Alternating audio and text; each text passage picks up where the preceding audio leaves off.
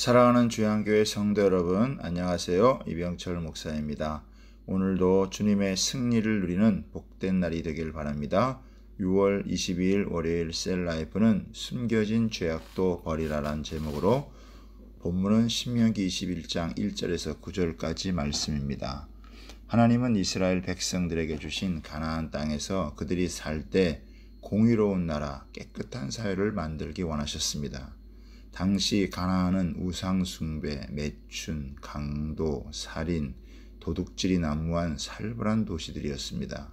하나님께서는 이 모든 것들을 다 몰아내고 사람이 사람답게 사는 새로운 사회를 만들기 원하셨습니다. 그래서 우리 한 사람이 바르게 사는 것도 중요하지만 나라와 사회 자체가 건강하도록 시스템을 갖추어야 합니다. 그래서 신명기 21장은 살인자를 알 수 없는 살인사건의 해결책, 포로로 잡은 여자를 아내로 삼는 규정, 장자의 상속 문제, 폐역한 아들에게 내리는 형벌, 나무에 단 시신을 처리하는 법에 대한 말씀을 하고 있습니다. 오늘 본문 말씀을 통해 범인을 모르는 살인에 대한 속죄의 규정에 대해서 살펴보도록 하겠습니다. 첫 번째는 범인을 알지 못하는 비살된 자의 시신은 누가 처리해야 하는가 하는 문제입니다. 지금 우리 시대는 범인을 알지 못하는 비살된 시신을 발견하게 되면 경찰이 신원을 파악하여 살인자를 찾는 수사를 해서 처리합니다.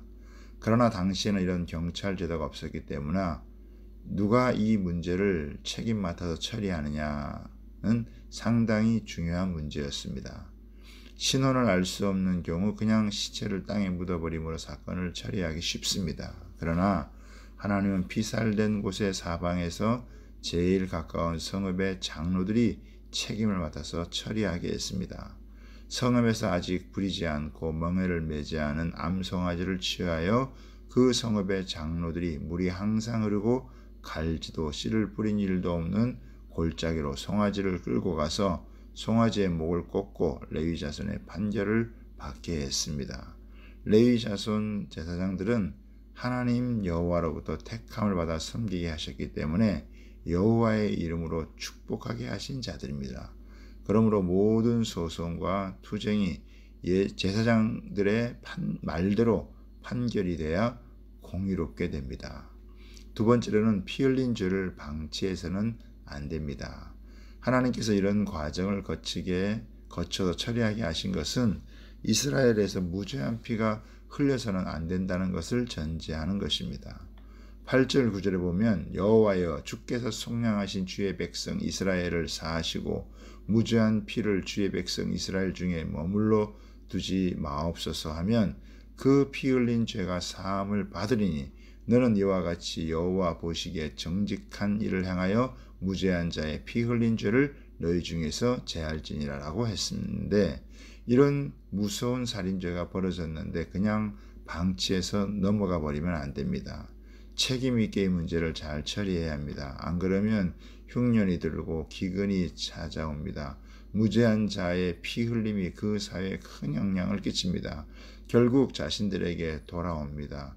사람의 생명을 쉽게 해쳐서는 그 사회나 국가가 복을 받을 수 없습니다. 하나님은 이스라엘이 누구나 안전하게 살 수 있는 권리를 갖고 보호받으면서 살 수 있는 나라가 되기를 원하셨습니다. 지금은 좀 상황이 달라졌지만 예전에는 사람들이 미국을 많이 동경하고 했는데 그러나 저녁이면 밖에 나갈 수 없는 사회가 바로 미국입니다. 중국도 여행을 가서 택시 강도를 만났다는 사건을 종종 듣습니다. 묻지마 범죄가 발생하는데 치안을 보장할 수 없는 사회는 불안할 수밖에 없습니다. 이런 나라를 좋은 나라 선진국이라고 할 수 없습니다. 다윗의 시대에 3년 동안 흉년이 들었습니다. 원인을 알고 보니 사울왕 때 기브온 사람들이 이유 없이 죽인 일이 있었습니다. 즉 무죄한 피를 흘린 것입니다. 다윗이 이 문제를 어떻게 처리하면 좋을지를 묻는 중에 사울의 자손 7명을 목에 달아 죽입니다. 그러자 하늘에서 비가 내리게 되었습니다. 우리나라도 예전에는 무죄한 피를 흘리는 경우가 참 많았습니다. 억울한 사람이 많고 한이 맺힌 사람들이 많으면 좋은 사회나 나라가 아닙니다. 이런 사회는 하나님의 복을 받기 어렵습니다. 이젠 다시 그런 일이 없도록 해야 합니다. 그래서 바른 법을 만들고 잘 준수하는 법치주의 국가가 되는 것이 중요합니다. 그런데 하나 주의해야 할 것이 있습니다. 모든 것을 철저하게 파헤쳐서 원수를 갚는 식으로 하면 안 됩니다. 하나님께서 세상을 동행하게 해서 말씀대로 처리하신 이유가 여기에 있습니다.